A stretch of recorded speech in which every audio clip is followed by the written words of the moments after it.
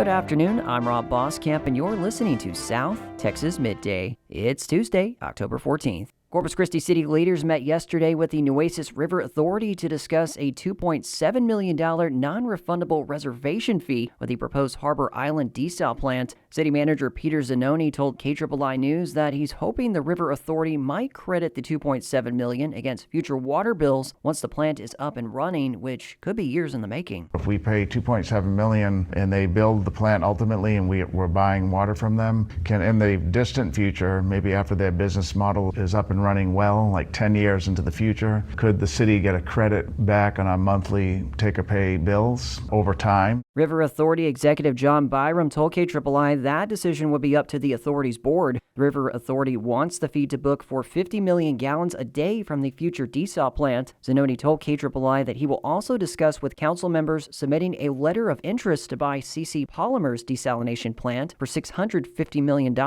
Under that possibility, Corpus Christi would own the facility and control water production as opposed to buying water elsewhere. And that decision could be brought up today as City Council meets at City Hall. Also on the agenda this week, two motions, each authorizing a construction contract with a San Antonio-based construction company to rebuild fire stations 8 at Castoris Road and 10 at Horn Road. The contracts will include demolition of the old stations. The Fire Station 8 project is expected to cost up to $9.6 million. Fire Station 10's project will cost about $9.3 million. Projects will be covered by fiscal year 2026 funding available from 2024 general obligation bonds. Members will also consider an ordinance authorizing execution of a 40-year lease agreement with the Texan Stores for 8 acres at the Corpus Christi International Airport. That would be to construct and operate a convenience store and fueling station. Council will also vote to award Corpus Christi-based AZ Rebar Construction a $5.3 million contract for a concrete fence project at the O.N. Stevens Water Treatment Plant. Funding would be available from the Water Capital Improvement Fund. Full agenda and public comment session signups are available online at corpuschristitx.gov. More than half of rural hospitals in Texas, including Memorial Medical Center in Port Lavaca, are at risk of closure. KERA's Abigail Ruman reports rural hospital leaders say the state should utilize potential new health funding to prevent further closures. The Texas Health and Human Services Commission is developing the state's application for a federal rural health funding program focused on transformation and innovation. Erin Clevenger is the CEO of Memorial Medical Center in Port Lavaca, near Victoria. It's at high risk of closure. She says the best way to support rural hospitals is through direct financial support for at least the first few years. Without it, all the planning in the world will not matter because there will be no hospital left to transform. Clevenger says the state should invest the funding into collaboration, innovation, and sustainability once rural hospitals that provide essential services are stabilized. I'm Abigail Ruman in Dallas. Yesterday, SpaceX launched another of its Starship rockets on a test flight from Boca Chica Beach. At about 6:25 p.m., SpaceX launched its 11th test flight to space. The primary goal for the launch was to test the vehicle's dynamics as the engine shut down while it transitions through its different phases. At approximately 6:30 p.m., the Super Heavy re-entered, where it ignited the 13 engines at the start of the landing burn before transitioning to 5 engines. It then transitioned to 3, followed by a splashdown in the Gulf. At approximately 7:30 p.m., Starship made a successful splashdown into the Indian Ocean, confirmed by the SpaceX team. Victoria County Judge Ben Zeller has announced he will seek re-election next year. Since taking office, Zeller has led the county and its budget, which has included cutting tax rates, increasing first responder pay, and making major investments in county facilities. He emphasized his ongoing commitment to public safety, fiscal responsibility, and community development, highlighting key upcoming projects like the $40 million Victoria County Mental and Behavioral Health Facility. Zeller also served on the state Republican Executive Committee before becoming county judge. Governor Abbott has reappointed Shannon Calhoun of Goliad to the Texas Health Services Authority Board of Directors. The authority oversees coordination and implementation of health information exchange across the state, according to 25 News Now. Calhoun currently serves as the Chief Revenue Officer for Ivy Insure. She previously served as CEO of Southeast Texas Health System for more than 2 decades. She also is a past member of the Goliad County Chamber of Commerce Finance Committee. The Refugio County Press reported that a 6,400-acre portion of the T.M. O'Connor Ranch in Goliad County has been placed under a conservation easement. The Nature Conservancy announced the purchase of the easement in partnership with Gulf Coast Ecosystem Restoration Council and the Texas Commission on Environmental Quality. According to TCEQ, the easement cost about $8.8 million. The funding included a $7.6 million grant administered by TCEQ through the Restore Council, with additional contributions from the No Block Family Foundation, Frank Klein, and HEB.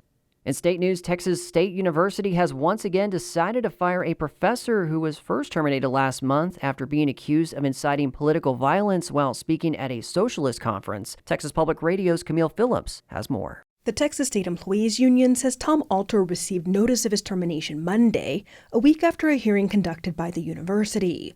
Alter is a tenured history professor who was fired in September after being accused of inciting political violence while speaking at a socialist conference. The university was ordered to hold the hearing by a Hays County judge after Alter sued the university. In a statement, the employees union condemned the hearing as a sham and his firing for chilling free speech. Texas state officials say Alter violated the university's values by advocating for the government to be overthrown. Alter told the Chronicle of Higher Education that he was speaking as a private citizen and doesn't bring his personal politics into the classroom.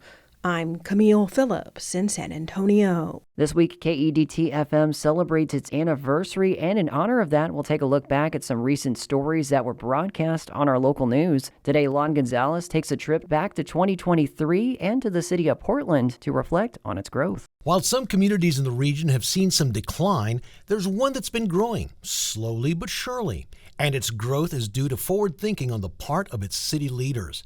That community is Portland. Now Portland is flexing its muscle with a distinct vision for its future.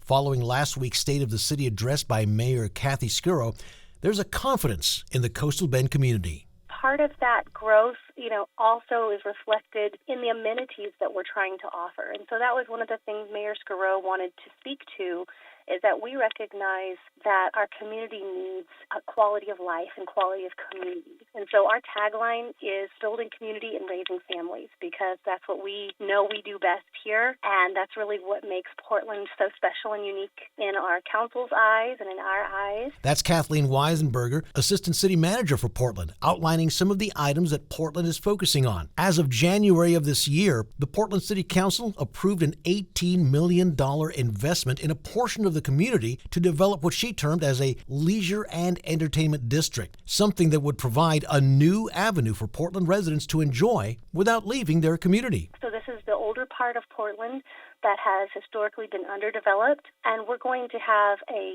city block that we've purchased that's going to be built into a beautiful park and public building, and that's going to anchor a pedestrian-friendly district where you're going to see things like either cobbled or bricked streets and wide sidewalks with landscaping and lighting, and all of that will link to our existing hike and bike network. While working on that particular project, there's also residential growth to consider, and Portland, according to Weisenberger, is ready. So there is quite a bit of new housing development that's under construction right now. We've had between 3,000 and 3,500 homes that are in some stage of either planning, development, permitting, or construction. And so those will be under development over the next 5 to 10 years for build-out. She adds housing will be a big draw for families and new businesses to Portland, estimating that Portland's current population of 21,000 residents could balloon to 30,000 by the year 2030, which would be a significant level of growth. Besides the reinvestment into the community, a fairly large-scale healthcare and research campus that would utilize some 140 acres of property in the community is being planned. This is a project that's been in the works for several years, and it's a collaboration between the City of Portland and the GPISD, and we were very excited to bring some private investors and get some interest from initially one organization that was called Legacy Sports Institute, and they're a group out of Atlanta, Georgia. And then we were able to attract some of our local healthcare providers. So Driscoll Children's Hospital is going to have a presence. In addition to those entities mentioned, HCA Healthcare would also be involved in that project. Expansion, reinvestment, and looking to the future seem to be the main ingredients for Portland's recipe for success, and something to keep an eye on in the Coastal Bend. Thanks to Kathleen Weisenberger with the City of Portland for speaking to us about that community's growth. I'm Lon Gonzalez for KEDT News. The City of Victoria Municipal Court has rescheduled its jury services originally scheduled for next Wednesday, October 22nd. They have been reset to 8 a.m. November 19th. If you received a jury summons for the October 22nd date, you will receive an updated notice by mail with a new reporting date and time. And last month, a junior at Harlingen High School South was named grand prize winner of a Songbook South High School vocal competition. Bianca Rios won this year's Great American Songbook edition. Songbook South is a nonprofit organization that promotes the art of singing through study and performance and provides regional vocalists and young musicians interested in musical theater, jazz, and popular songs. Rios' 2 songs in the competition, Someone to Watch Over Me by George and Ira Gershwin, and If You Hadn't, But You Did from the musical Two on the Aisle. Rios earned a $500 cash award for her performance. She plans to study musical theater after high school. And that is the latest news and information on South Texas Midday. I'm Rob Boskamp. Your community arts calendar and more is on the way.